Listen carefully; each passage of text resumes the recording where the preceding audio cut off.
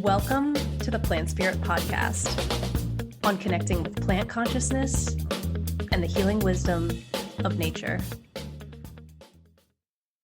This podcast is brought to you by the plants and my deep collaborative work with them as a plant spirit wisdom teacher, flower essence practitioner, financial coach, and co-creator of Plant Spirit Designs.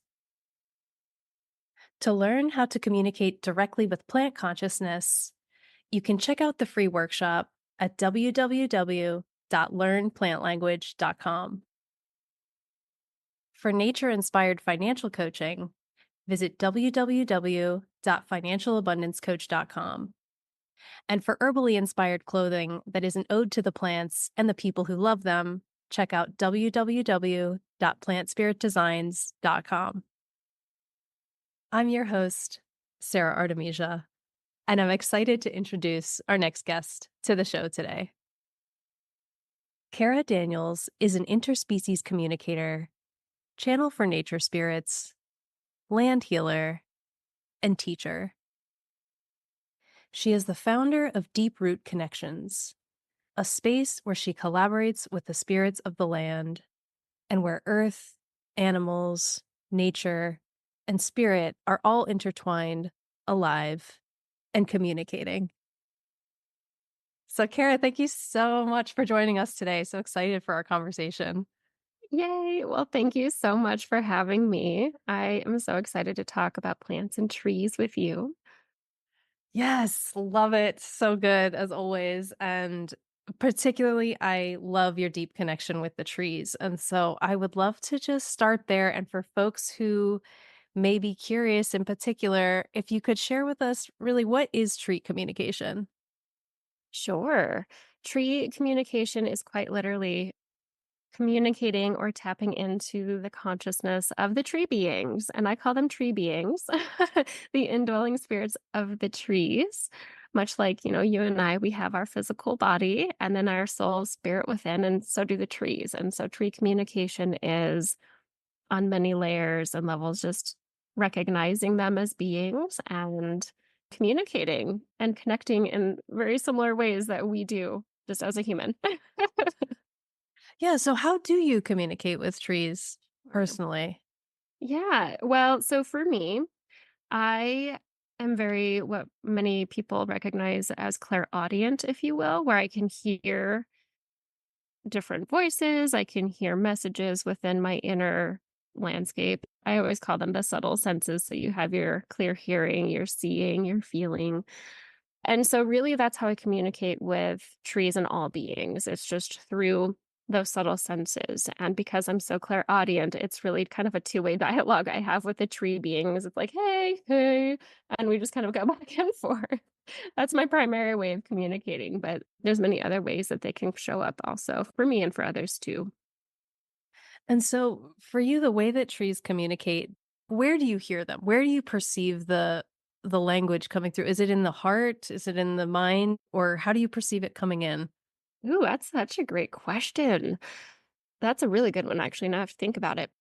The way that I perceive trees communicating with me is more within the mind, and it's an inner ear. So it's literally kind of right in the center of my brain. If we want to get really technical, that's where I feel and sense all of my messages from those of other consciousness is right in the center of my mind. And so it's very easy for me to differentiate what is my thought and what is coming from another being, because it's like that space doesn't get touched very often with information. So that is one way, but I do have a very deep heart to heart connection with the trees. It's actually how I open my space to them, is by just kind of taking my heart energy and just opening it up to the point where it's just flooding everywhere. And I find that that is usually returned.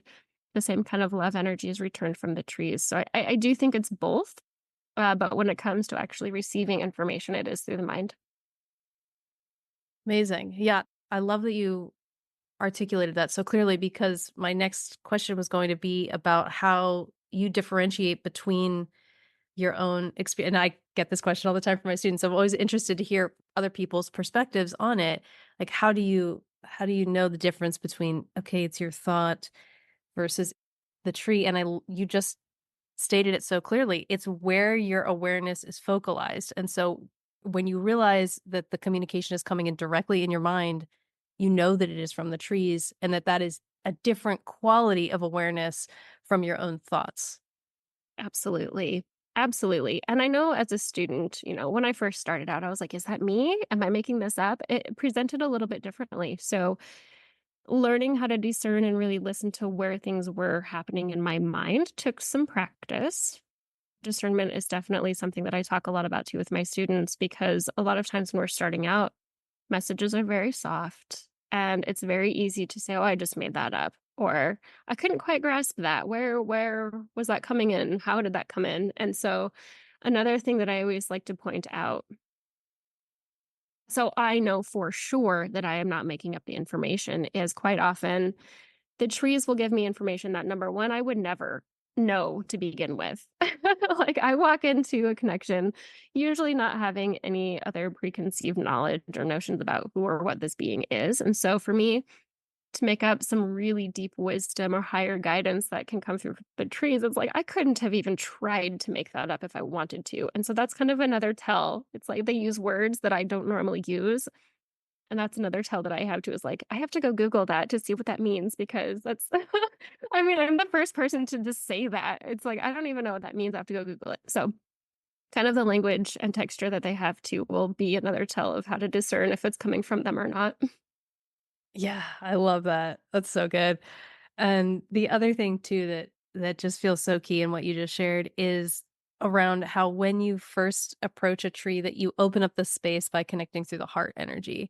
And to me that this essentially is foundational in so many for so many reasons, but one of them being that it sets the stage for that bridge of communication to be open, and that is a really really important first step, and I feel like that really touches on that experience that I have with nature around how nature is not just communicating in a flat linear way that we often do with the way that humans often communicate in language, that it's very much a whole self kind of experience, and that we may, like you said, we may have different ways of like clairaudient for me, it's a lot of times comes in through visual or somatically or just a knowingness, claircognizance, and that though there may be the gateway, maybe one may be more heightened in the gateway, that that experience of presence is the most important part in the relationship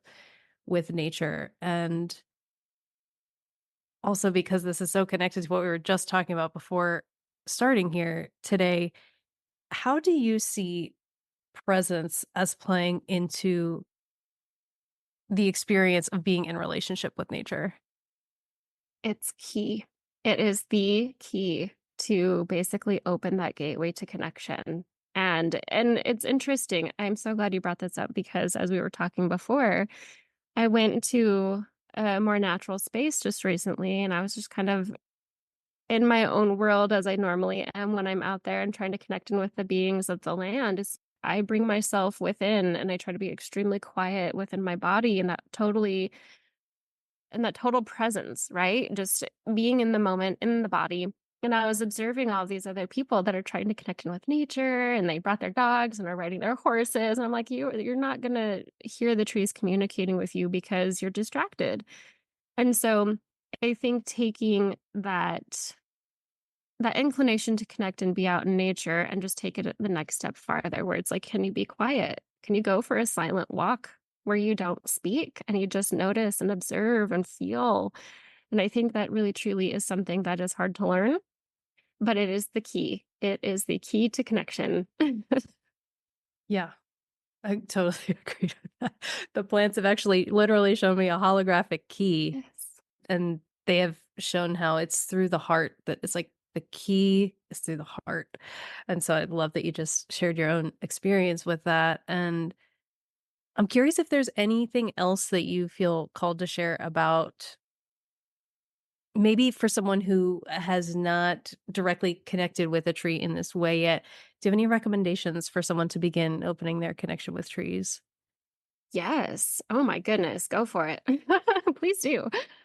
The first things that I would just say is really be able to tune into your heart. And I love that we're talking about that holographic key into the heart zone because I see the same thing. It's like a golden key unlocks your heart and your heart just kind of floods open. And so I would say if you want to go on a walk or connection with a tree in your yard or just kind of whichever tree being calls to you specifically, go up to it and fill your heart space with so much love and gratitude for this tree being and just like let it flood out and just share your appreciation to that individual or all trees. But if you're trying to connect with an individual tree, for example, that's like a really good way to just honor them and say, I'm trying to communicate with you. I see you. And just kind of that initial recognition is going to be huge.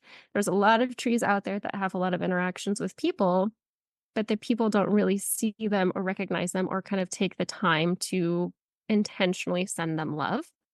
So that's the first part. The second part is to really just be playful with it. Try not to have expectations of what you may or may not receive. Sometimes it takes time to build a relationship with a tree, but I would just say have fun with it and be kind. Feel into your body, going back to that presence within, you have to know what's going on within your body. Are you getting tingles when you're connecting in with a tree? Do you get a flood of emotion? Do you feel pressure or heat? Even your thoughts. Are you all of a sudden feeling a song come to mind? These are all ways that the tree is going to start subtly communicating with you. So, what are my steps here? Step one, open up that gateway in the heart. Step two, try not to hold expectations. And then step three, once you do have that initial connection, like, hey, I want to talk to you or connect in with you, be, just be and see what happens. Usually some kind of sensation will come to you and you'll be like, yes, that's it. But the next step, I guess, to piggyback on that would just believe it. Know that the little tiny tingling you might have felt is from the tree. And even if you're just like, I think I just made that up, you kind of just have to roll with it because number one, the tree's trying to communicate with you. And if you say, I think I made that up, that immediately says, I don't believe that that actually just happened. So that's kind of a shot at the tree that you're trying to communicate with, right? So you want to just go with it. And that comes back down to the playfulness. Have fun with it and write everything down. There's a lot of steps I just gave you, but write everything down because the more you write things down, you can kind of see how things progress over time. That's a lot of steps to take. That's great. For folks, if you can always go back and re-listen to that little segment right there, because those are some great steps. Great steps. And I loved how you shared about the playfulness piece, the experimentation. That's so key. And I feel like one of the supportive frameworks in that can be to ask the question if, for example, a lot of self-judgments coming in or self-doubt, maybe to ask the question of, if I were hearing something right now, or if I was feeling something right now, what would that be? Because it takes it out of the yes or no, but more into this more liminal space of experimentation and play that nature loves that realm, loves that realm so much, so much. So connected to that, just thinking about how nature, trees, plants are all so supportive in my experience. I know in your experience too, because we've talked about this, of really helping us connect back into who we really are at the core level. How do you see trees and tree communication really benefiting us as individuals and humanity right now? Oh, in so many ways. I don't think humans can really move forward with ease and grace without connecting with the trees on all levels. And I say that as somebody who has leaned into the trees for guidance. I started communicating with trees about 3 or 4 years ago now when I was really lost, stuck. I had no idea what I was doing with my life.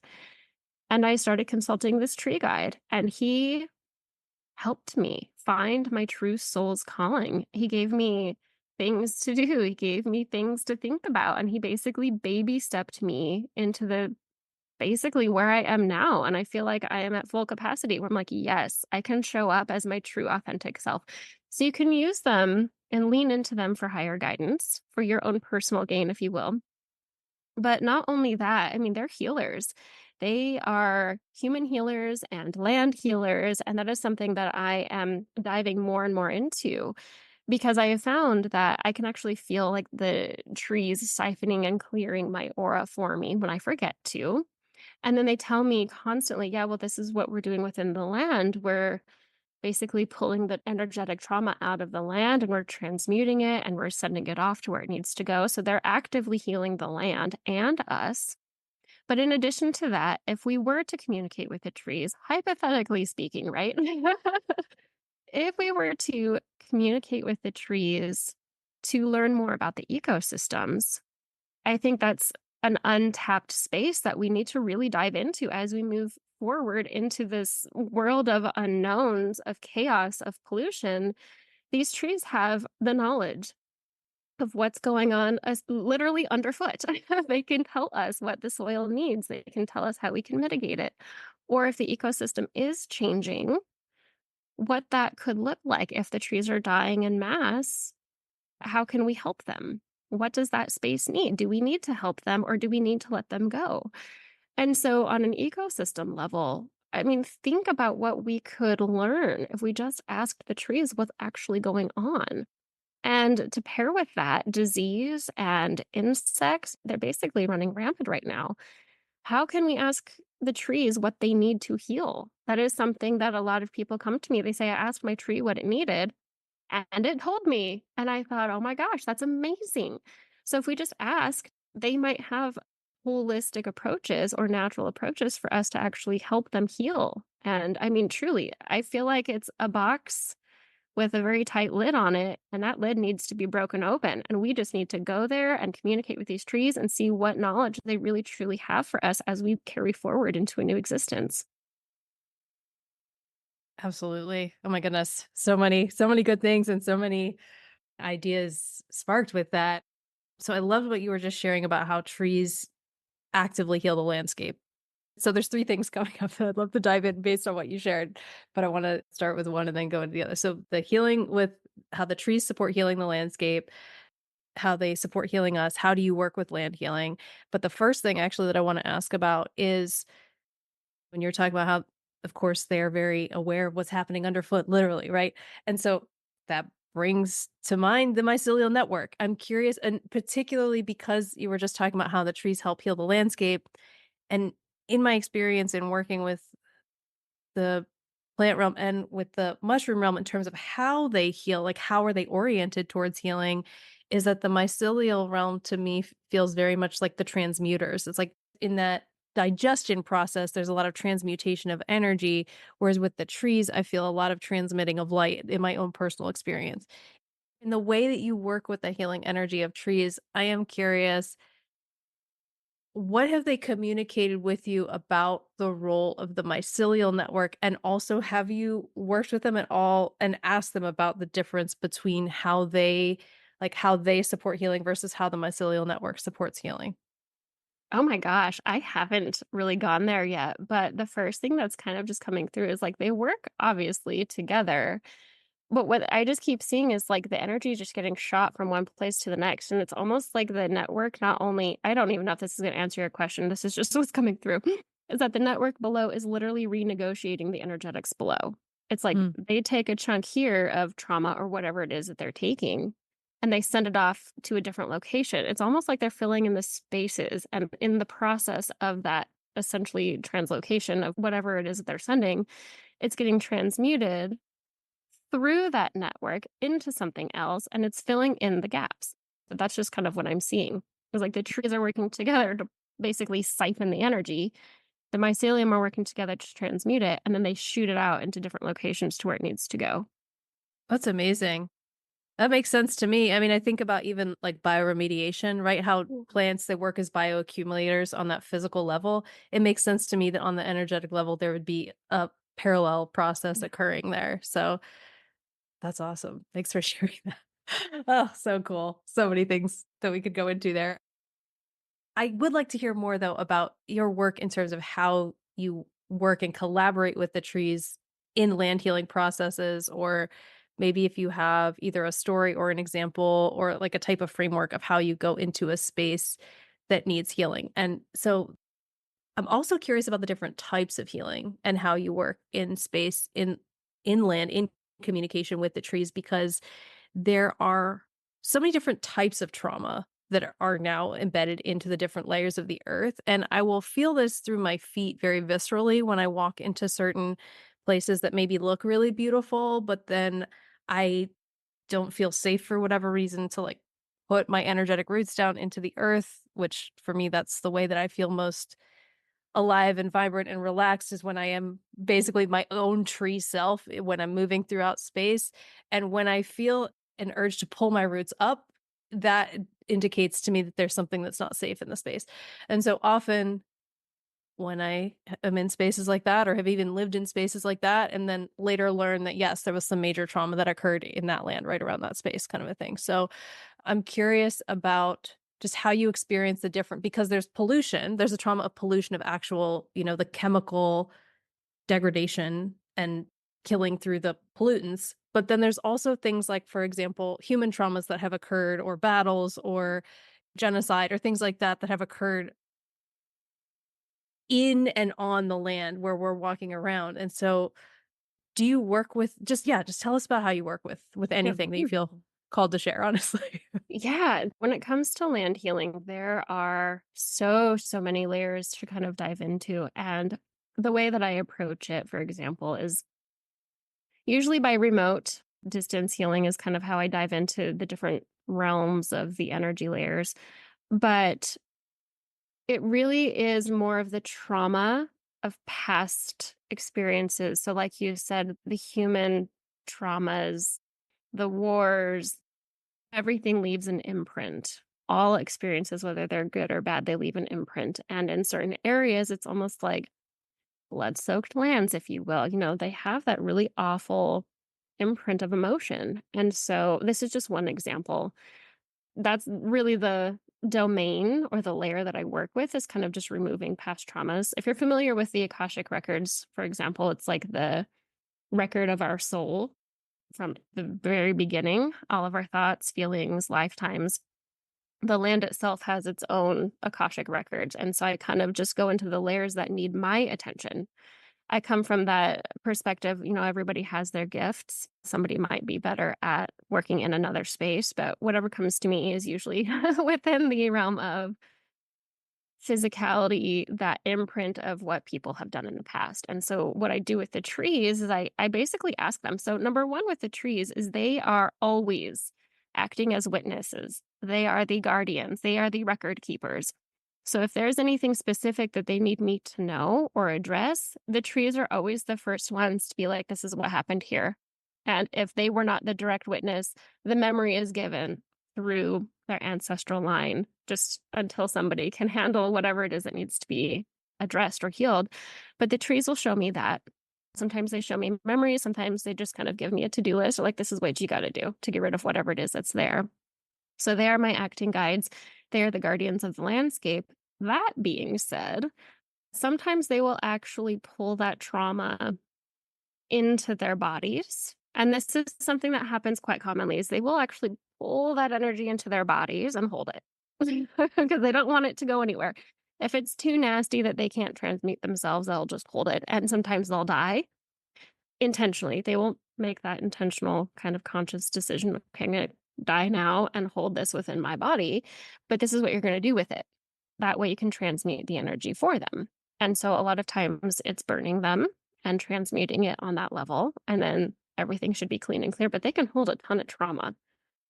Otherwise, they will put some of that trauma within their branches and they'll just be like, yeah, cut that branch off. I'm holding all the stuff that needs to go right there. And so really on the energy field and the physical field, combining the two together, it's like we can actually move a lot of energy if we just talk to them, right?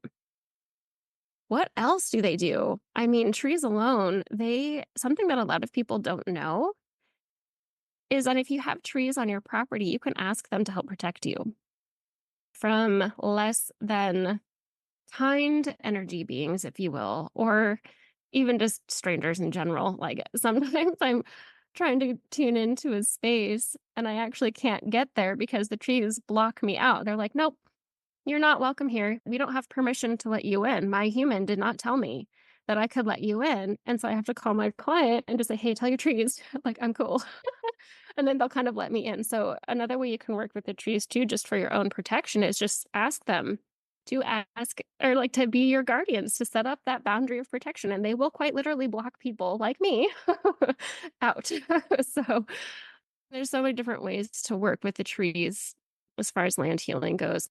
I know I'm talking a lot about all of that, but something that they want me to bring up is when trees do need to be taken down or when you're a witness in that space, there are different things that you can do to honor them to kind of help transmute the energy of that impact, right? So when we're taking a tree down, if it's not being honored or done kind of with respect and appropriately, that trauma stays in the land.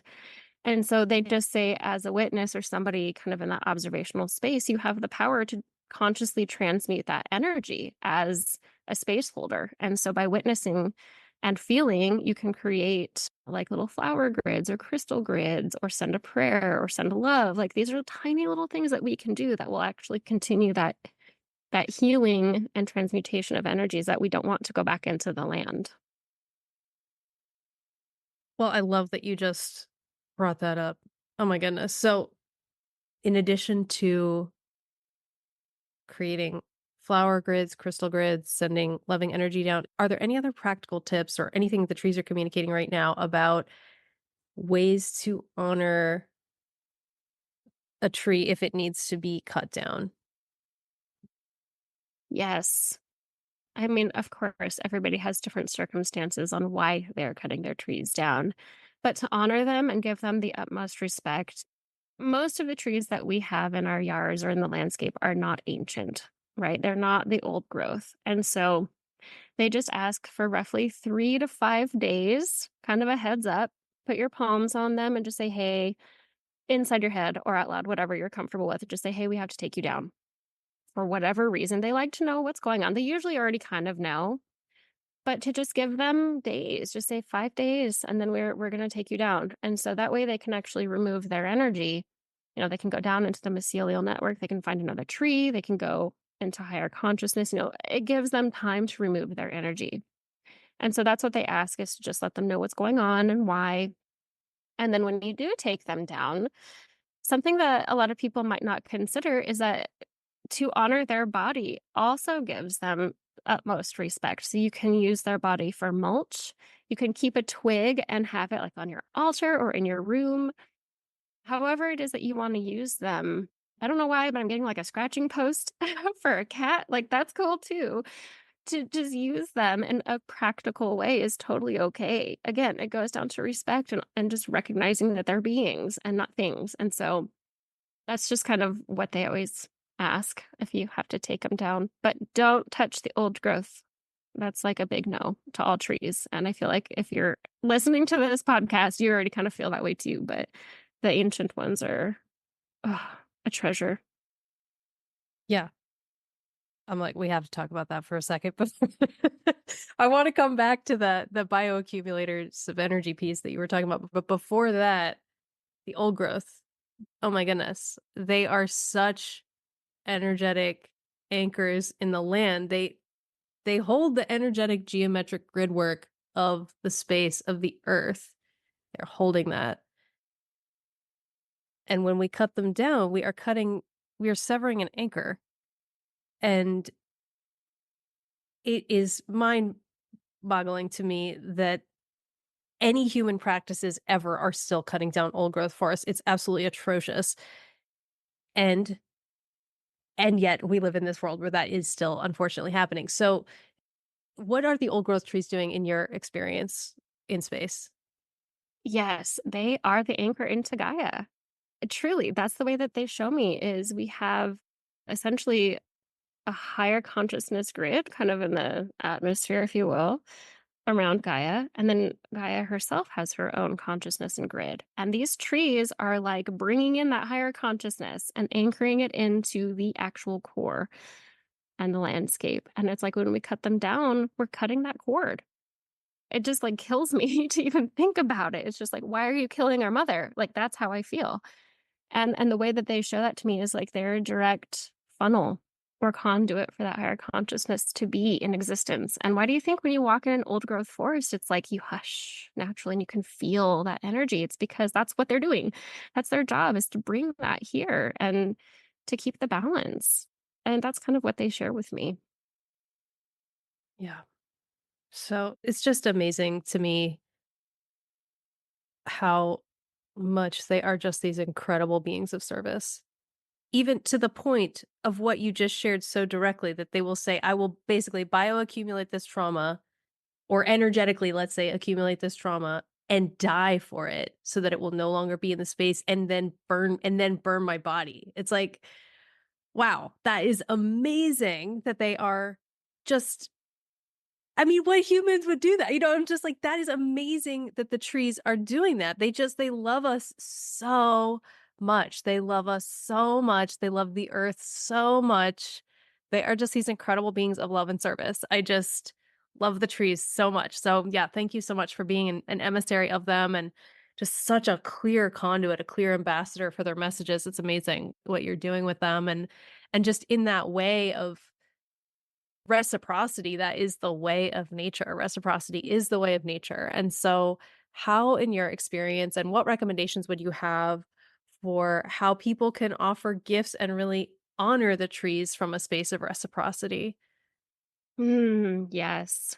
This is so wonderful. I'm so glad you asked this. Giving gifts. And we're not talking like big things. You don't have to go out of your way, but just to recognize again, not only maybe the trees you have in a park in your own landscape, but the bigger picture, the bigger ecosystem trees. Gifts that they always say that they appreciate is singing. They love it when we sing, and you don't have to be a great singer. I really suck at it, but I do find that when I'm out in the trees, I'm like, la la la la la. And it just like comes out because what a lot of people don't know is that our voice has actually like this healing resonance. It heals. So singing to them, however that wants to come out, is wonderful. And it's like they sing with you, they'll sway and dance with you, which brings me to dancing. They love it when you dance near them or just are happy and laugh. Truly, these are gifts to them. If you welcome them into your space and just say, "This is for you, my friends," and you just do these things, they're like, yes, they love it. They get so happy. But if you want to be a little bit more ceremonial or intentional, you can give them just a little bit of your water. You can even just kind of pull your hair out to something really personal. It's like, this is a gift from me to you. You don't have to have anything big. Sometimes I will take some tea leaves. I have an herbal garden and I dry my own teas, and I always take some chamomile or mint and kind of just sprinkle them around. You can create nature grids, which is literally where you tune into the other nature beings around, like stones and pine cones and sticks, and just create. It doesn't have to be like this huge crystal grid or follow any real geometric shape by any means. You can just make like a circle or just make a little pretty design kind of on their feet where their roots would be. That actually transmutes a lot of energy too and gives them a boost. That's one of their favorite honorings because you get to be hands on with nature, you get creative. Other things that they appreciate, just opening that heart space. Honestly, truly, they just want recognition at this point. Gifts come secondarily, but music is kind of the one that wants. Oh, and instruments. If you're an instrumental person, take a flute or your guitar and just make music. That's probably their biggest ask. So great. And yeah, just so great and what you just shared. Thanks so much for that. And I'm curious to know too, how would you say that the trees really support you in your life's work? I feel like they are my life's work right now. How do they support me? Oh my goodness. I consult the trees almost every single day. And whether it's just a check-in, just say, "Hey, how you doing?" Or "What do you need from me?" Or "What message do you want me to share with the world?" I just feel like I'm kind of the conduit for them. I just give them space and share. So I don't know if I would call this life work. It's just like my mission to give them a voice. And so when I do that, it's like the trees kind of just step forward and share higher guidance for humanity. And that to me just kind of wants to come out of my mouth constantly. It's like, oh, the tree said this. Oh, they want you to know this. So I don't really call it work. I just feel like it's something that I can give humanity and give the trees. So great. And, I know there's this whole other realm we didn't even touch on in this conversation, which is that you're also an animal communicator, and would love to just ask a little window into that. How, in your experience, is tree communication similar or different to animal communication? Oh, it's complicated. And I say that in the best way. So traditionally, I used to work more directly with domestic animals and then the wild trees, just to kind of paint the picture. Since about a year ago, I kind of transitioned more into the wildlife space. And what I have found is that the communications are all the same. You go into those subtle senses, that inner wisdom, that inner hearing, that kind of communication is all the same. What I have learned is that like domestic animals, for example, are so excited to talk. Like, hey, let me tell you my whole life story. And it's like, whoa, whoa, whoa, whoa, whoa, hold on. And so to paint the picture a little bit more is like those wild trees, kind of depending on what their experiences are with people, they might not want to talk to us. They might not want to connect.